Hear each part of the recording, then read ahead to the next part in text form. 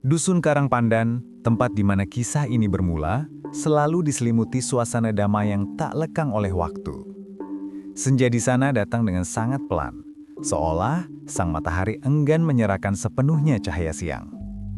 Langit akan memerah lembut di atas hamparan sawah yang bulir padinya mulai menguning, dan suara merdu dari burung-burung mulai digantikan oleh nyanyian serentak jangkrik. Di antara petak-petak padi yang terhampar luas itulah, tampak sosok seorang lelaki paruh baya berjalan perlahan. Bahunya memanggul cangkul tua yang sudah kusam dimakan usia, dan di kepalanya bertengger caping anyaman bambu yang warnanya sudah memudar. Dialah Pak Tani Bima, lelaki yang usianya sudah menginjak kepala 6, tetapi langkahnya masih terasa tegap, meskipun sesekali lututnya bergetar bila harus menanjak jalan setapak di tepi bukit kecil itu. Pak Tani Bima dikenal sebagai petani yang paling dihormati di dusun, bukan karena ia memiliki sawah terluas atau hasil panen terbesar, melainkan karena kebaikan hatinya yang tak terbatas dan kebiasaannya menolong siapapun tanpa pernah menghitung-hitung pamrih. Setiap pagi, ia sudah harus berangkat ke sawah setelah ayam jantan berkokok nyaring, dan ia baru akan kembali ke rumah menjelang petang. Bu Kasih, istrinya sering kali merasa khawatir dan memintanya untuk mulai beristirahat di rumah, menikmati hari tua. Namun Pak Tani Bima hanya akan tersenyum dan memberikan jawaban yang selalu sama. Kalau tangan ini berhenti nyangkul, Kasih, rasanya hidup malah makin berat, katanya suatu sore. Sawah ini sudah seperti teman tua. Selama aku masih kuat, biarkan aku menemaninya. Jawaban itu selalu menenangkan hati Bu Kasih. Dusun Karangpandan memang tidak besar, hanya sekitar 50 kepala keluarga. Kehidupan di sana berjalan rukun, meski sederhana. Namun, ada satu peraturan tak tertulis di sana. Siapapun yang membutuhkan bantuan, entah itu butuh tumpangan, kehilangan arah, atau sekedar kehabisan bekal, mereka pasti akan diarahkan ke rumah Pak Tani Bima. Datang saja ke rumah Pak Bima, begitu kata mereka, pasti dibantu. Pak Tani Bima tidak pernah menolak. Ia bahkan pernah menampung seorang pengembara yang motornya mogok di tengah malam. Ia tidak hanya mengizinkan menginap, tapi juga menjerang air panas, membuatkan kopi, dan meminjamkan selimut. Tidak ada sedikit pun rasa curiga atau pamrih dalam dirinya. Sifat inilah yang tanpa ia sadari akan membawanya pada sebuah perjamuan yang melampaui batas dimensi. Sore itu, di hari yang sama, langit mulai temaram dengan cepat ketika Pak Tani Bima menepikan langkahnya di pematang terakhir sawahnya. Ia menghela napas panjang dan dalam, memandangi hamparan sawahnya yang menguning, yang kini berkilau keemasan di bawah sisa cahaya senja. Alhamdulillah, gumamnya pelan. Sebentar lagi panen. Ia memungut capinya yang sempat diletakkan di tanah, menepuk-nepuk debu kering di bajunya, lalu menenteng kantong plastik berisi sisa bekal makan siangnya, nasi putih dan tempe goreng yang sudah dingin. Dari kejauhan, sayup-sayup azan maghrib berkumandang dari surau kampung. Suara itu terbang bersama hembusan angin, membaur dengan aroma khas tanah basah dan asap dapur dari rumah-rumah warga. Biasanya, dari tempatnya berdiri ke rumahnya hanya butuh sekitar 20 menit berjalan kaki. Namun, pada hari itu, entah mengapa langkahnya terasa jauh lebih lambat. Ada semacam perasaan ganjil yang datang tanpa alasan di dadanya. Sebuah dorongan misterius yang membuatnya ingin menelusuri jalan setapak di pinggir kebun bambu. Jalan yang jauh lebih sepi dan jarang ia lewati. Jalan biasa adalah melalui pematang tengah, tetapi nalurinya mendorongnya untuk mengambil rute yang berbeda. Ah, sekalian saja lewat sini, pikirnya.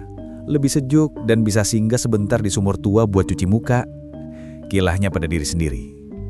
Pak Tani Bima pun menyusuri jalan sempit itu. Rumput di pinggirnya terasa basah oleh embun sore. Dan di kejauhan, suara kodok dari arah rawa mulai bersautan, menandakan malam akan benar-benar tiba. Ia sudah hafal setiap lekuk jalan yang ia lewati. Tetapi sore itu, langkahnya tiba-tiba tertahan oleh sesuatu yang asing dan mengusik ketenangan. Langkah Pak Tani Bima terhenti seketika. Ia mendengar suara yang sangat lirih, seperti seseorang sedang mengerang pelan, samar-samar terdengar dari balik rumpun pisang yang rimbun. Suara itu begitu lemah, seolah orang itu menahan rasa sakit atau kelelahan yang luar biasa. "Siapa itu?" serunya, memanggil. Tak ada jawaban yang jelas, hanya desahan yang semakin lirih. Perasaan iba yang murni langsung menguasai hati Pak Tani Bima, mengalahkan rasa waspada. Ia mendekat, menyingkap dedaunan pisang yang lebat, dan mendapati pemandangan yang menyentuh jiwanya. Seorang pemuda duduk bersandar di batang pisang.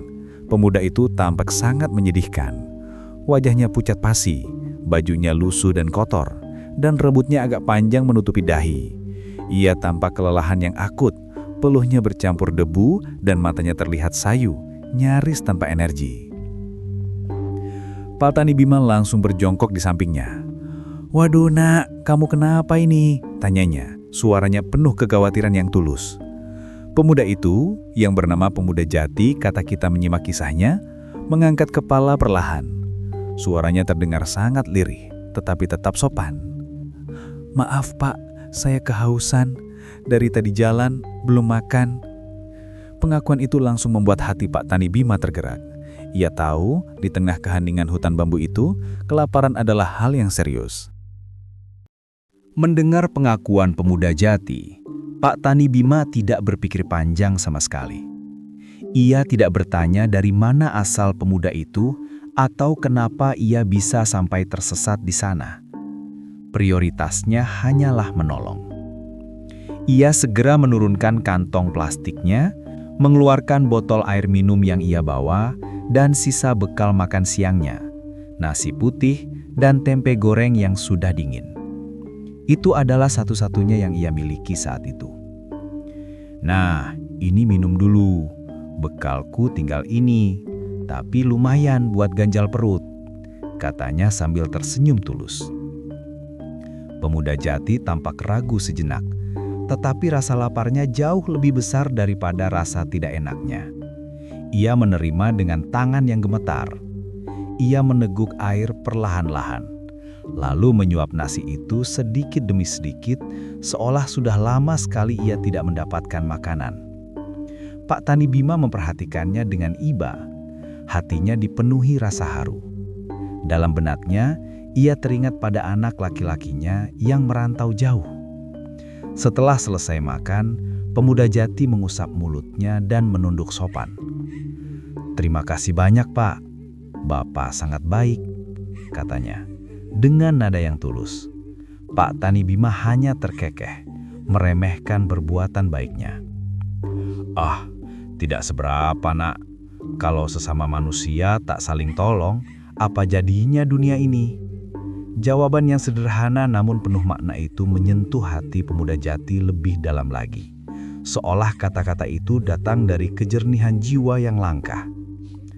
Pemuda Jati memandang Pak Tani Bima agak lama. Ada semacam ketenangan di matanya yang membuat kakek Bima merasa nyaman. Kemudian, Pemuda Jati berkata pelan, "Kalau Bapak tak keberatan, mampirlah ke rumah saya malam ini. Ibu masak besar," katanya. Ia merasa perlu membalas kebaikan yang ia terima. Pak Tani Bima mengerutkan dahi. Ia bingung. "Rumahmu di mana, nak? Aku belum pernah lihat kamu di kampung ini." Pemuda Jati tersenyum samar, senyum yang sulit diartikan. "Agak ke dalam, Pak. Lewat jalan kecil di dekat hutan bambu. Tak jauh kok." Pak Tani Bima menatap langit yang mulai gelap. Hatinya ragu. Ia memikirkan Bu Kasih yang pasti akan khawatir di rumah. Tetapi Pemuda Jati bicara dengan sangat sopan dan matanya memancarkan kejujuran yang meyakinkan. "Baiklah," katanya, akhirnya. "Kalau tak jauh, sekalian saja aku ikut. Tapi jangan lama-lama, istriku bisa khawatir." Pemuda Jati mengangguk. "Tentu, Pak. Nanti saya antar pulang." Mereka pun mulai berjalan, menyusuri jalan kecil di tepi kebun bambu. Semakin jauh melangkah, suasananya semakin asing. Pepohonan tampak lebih rapat dan udara makin dingin. Namun anehnya, tak ada rasa takut di hati Pak Tani Bima. Yang ada justru rasa damai, seperti sedang menuju tempat yang seharusnya ia datangi, seolah sebuah takdir sedang menuntunnya. Perjalanan mereka terasa semakin ganjil. Dari kejauhan, samar-samar terdengar alunan musik gamelan yang sangat halus, ritmis dan menenangkan, dan aroma wangi bunga melati terbawa oleh hembusan angin. Pak Tani Bima menoleh ke arah pemuda jati hendak bertanya tentang suara dan aroma itu, tetapi pemuda jati hanya berkata pelan, "Sebentar lagi sampai, Pak. Ibu pasti senang Bapak datang." Tiba-tiba, suara nyaring jangkrik yang tadinya riuh menghilang sama sekali, tergantikan oleh keheningan yang aneh. Hening yang membuat napas Pak Tani Bima terasa berat dan teratur. Langkah mereka berdua terus maju, masuk semakin dalam. Dan di ujung jalan yang tak pernah ia kenal sebelumnya, Pak Tani Bima mulai melihat sesuatu yang sangat luar biasa. Langkahnya terasa pelan, tetapi anehnya, tanah di bawah kakinya terasa empuk dan ringan. Udara yang tadinya lembab berubah menjadi sejuk dan aroma wangi bunga makin kuat. Sinar kuning kemerahan dari senja sudah menghilang sepenuhnya, berganti cahaya remang keperakan. Ketika Pak Tani Bima mendongak, ia tidak melihat langit. Hanya pucuk-pucuk bambu yang berkilau lembut seolah diselimuti kabut halus. "Jalan apa ini, Nak?" tanya Pak Tani Bima akhirnya, keheranan. Pemuda jati menoleh sedikit, wajahnya tenang. "Jalan rumah saya, Pak, tak jauh lagi." Pak Tani Bima ingin berhenti sejenak, tetapi tatapan pemuda jati membuatnya terus melangkah. Itu bukan tatapan memaksa, melainkan ada semacam keyakinan lembut yang menuntunnya, seolah ada janji yang harus ia tepati. Mereka melewati deretan bambu yang tinggi menjulang dan angin yang berdesir di sela batangnya mengeluarkan bunyi yang halus, seperti bisikan-bisikan samar. Beberapa langkah kemudian, jalan tanah yang becek berubah menjadi undakan batu kecil yang disusun dengan sangat rapi. Di sisi kiri, terdapat sungai kecil berair jernih, yang memantulkan cahaya pucat di atas permukaannya. Kunang-kunang berterbangan dalam jumlah sangat banyak, seolah sedang mengiringi perjalanan mereka. Hati Pak Tani Bima mulai berdebar kencang. Ia tahu betul, di sekitar kebun bambu itu tidak ada sungai seperti ini. Logikanya tertinggal, ia hanya mengikuti arus langkah pemuda jati. Pemuda jati tersenyum tanpa menoleh. "Jarang orang lewat sini, Pak. Jalan ini hanya tampak untuk orang yang diundang." Kalimat diundang itu menggantung di pikiran Pak Tani Bima, menciptakan sebuah pertanyaan besar. Namun, ia tidak sempat bertanya lebih jauh. Mendadak, dari kejauhan terlihat sinar hangat yang kuat memancar di antara pepohonan, seperti cahaya lampu minyak, tetapi jumlahnya banyak sekali, menebar warna keemasan yang menenangkan. "Sudah dekat," kata si pemuda jati. Tak lama kemudian, pepohonan di kiri kanan jalan terbuka lebar, menampakkan sebuah rumah panggung besar yang berdiri anggun di tengah taman yang luas. Rumah itu terlihat seperti berasal dari masa lalu, dengan dinding kayu jati tua yang mengkilap, atap sirap hitam dan tangga kayu dengan ukiran halus. Di sekelilingnya tumbuh bunga melati, kenanga dan cempaka yang harumnya semerbak. Cahaya dari lampu-lampu minyak menggantung di sepanjang serambi depan, memberi nuansa hangat sekaligus ganjil. Pak Tani Bima berhenti di kaki tangga. "Ya Allah," bisiknya lirih, "rumah siapa ini?" Pemuda jati menatapnya dengan senyum kecil. "Rumah kami, Pak. Ayo naik, ibu sudah menunggu." Pak Tani Bima mengamati rumah itu. Ada banyak orang di dalamnya, laki-laki dan perempuan. Semuanya berpakaian rapi, wajahnya bersih dan tenang. Tetapi yang paling aneh, setiap kali seseorang bergerak atau berjalan, langkah mereka tak menimbulkan suara sama sekali. Lantai kayu yang seharusnya berderit bila diinjak itu sunyi. Namun suasananya bukan menakutkan, malah terasa seperti suasana pesta keluarga yang hangat. Ada tawa kecil, suara alat musik gamelan yang lembut, dan aroma masakan yang tiba-tiba membuat perut Pak Tani Bima lapar kembali. "Silakan, Pak," ajak pemuda jati sopan. Pak Tani Bima menelan ludah, melangkah perlahan. Tangannya meraba pegangan kayu yang terasa dingin tetapi halus. Saat menapaki anak tangga terakhir, pandangannya terpaku pada pemandangan di dalam rumah. Sebuah ruang luas dengan meja panjang dari kayu jati, penuh dengan hidangan yang melimpah. Nasi putih mengepul, lauk pauk beragam, ayam ingkung, sayur lodeh, sambal buah, kue tradisional, semuanya tampak begitu segar, bahkan lebih harum dari masakan siapapun yang pernah ia cium. "Selamat datang, Bapak," sapa seorang lelaki paruh baya di dekat pintu, membungkuk sopan. Tak lama kemudian, seorang perempuan tua dengan rambut disanggul rapi yang dipanggil Nyi Ratu Kenanga muncul. Ia mengenakan kebaya hijau tua dan langkahnya pelan tapi mantap. Ketika matanya bertemu dengan Pak Tani Bima, perempuan itu menyenyum hangat. Senyum yang anehnya membuat Pak Tani Bima merasa seolah sedang bertemu seseorang yang sudah ia kenal sejak lama. "Terima kasih sudah menolong anak kami, Pak," kata Nyi Ratu Kenanga lembut. Suaranya bergetar penuh rasa syukur. Pak Tani Bima menunduk kikuk. "Ah, tidak apa-apa, Bu. Saya cuma kebetulan lewat. Lagi pula, siapapun pasti akan menolong kalau lihat anak muda kelelahan begitu." Nyi Ratu Kenanga tersenyum lebih lebar. Matanya berkilau seolah menahan air mata. "Tidak semua orang mau memberi tanpa bertanya dulu, Pak. Hanya orang berhati jernih yang bisa begitu." Kalimat itu membuat dada Pak Tani Bima menghangat, tetapi juga sedikit bergetar. Ia belum sepenuhnya mengerti maksudnya, tetapi ia tidak ingin menolak kebaikan tuan rumah itu. Tak lama kemudian mereka mulai makan. Suasana di meja makan sangat tenang, tidak ada obrolan, tetapi suasananya tidak canggung. Hanya ada senyum-senyum kecil dan pandangan penuh Pak Tani Bima menyuap nasi putih yang wangi seperti bunga pandan itu. Dan seketika, rasa lapar itu lenyap berganti dengan kenikmatan yang sulit dijelaskan. Rasanya bukan hanya lezat, tapi seolah membuat tubuhnya ringan dan damai. Semua orang di meja makan menyantap dengan tenang. Namun, ada sesuatu yang janggal yang ia sadari. Piring-piring mereka tidak pernah kosong. Setiap kali Pak Tani Bima melirik, nasi dan lauk di piring para tamu tetap penuh, seolah tidak berkurang meski mereka sudah menyuap berkali-kali. Ia menatap piringnya sendiri. Nasi di situ juga tak berkurang. Tapi anehnya, perutnya sudah terasa kenyang. Perlahan, Pak Tani Bima meletakkan sendoknya. Semua orang kini memandangnya lembut. Tatapan mereka terasa seperti ucapan terima kasih yang tulus. Nyi Ratu Kenanga berkata, "Anak kami sudah Bapak tolong. Kami tidak bisa membalas dengan cara manusia. Tapi ingatlah Pak Tani Bima, segala yang dilakukan dengan ikhlas akan kembali dalam bentuk yang tak selalu terlihat mata." Pak Tani Bima menatap pemandangan di sekitarnya dengan mata setengah tak percaya.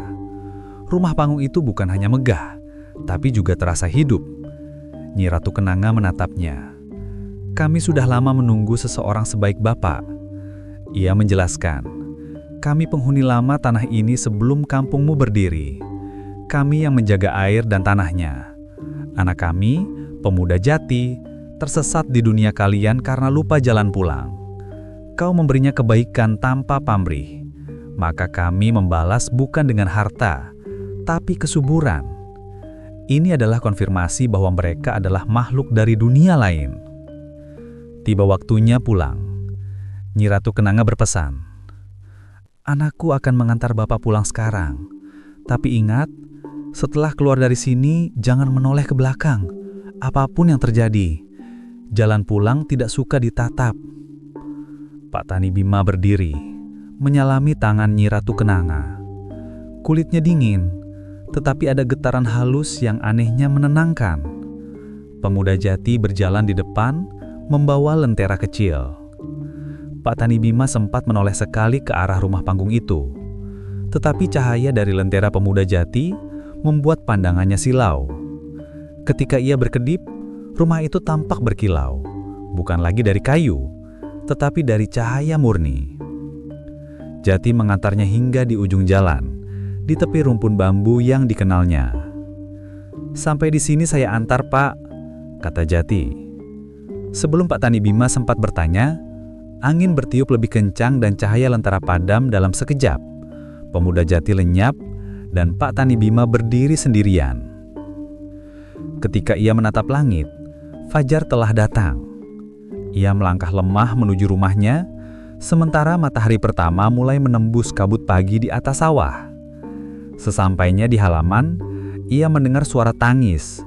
Bu Kasih berdiri di ambang pintu, wajahnya sembab. "Ya Allah, Gusti Allah, di mana saja kamu semalam? Kamu nggak pulang, Pak? Aku kira kau kenapa-kenapa." Pak Tani Bima bingung. Ia merasa hanya pergi sebentar, tetapi Bukasi menegaskan bahwa ia hilang semalaman penuh. Ia membawa Bukasi kembali ke lokasi pertemuannya dengan Jati. Tetapi yang mereka lihat hanyalah semak tebal, pohon besar, dan tanah lembab. Tidak ada jalan, apalagi rumah.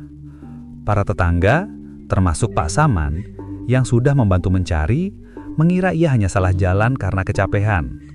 Namun keajaiban segar terjadi. Sawah Pak Tani Bima mulai tumbuh subur luar biasa. Daun padinya hijau mengkilap, batangnya tebal, dan bulirnya cepat terisi. Hasil panennya melebihi petani lain. Pak Tani Bima tersenyum dalam hati. Ia tahu ini adalah berkah dari malam aneh di rumah cahaya itu. Nyi Ratu Kenanga telah menepati janjinya. Ia tidak pernah menceritakan lagi tentang rumah panggung itu. Tetapi, sesekali saat bulan purnama, ia masih mencium harum bunga melati dan mendengar sayup suara gamelan dari arah kebun bambu. Ia tahu, kebaikan yang tulus, tanpa mengharapkan imbalan, adalah rezeki yang tak bisa ditiru.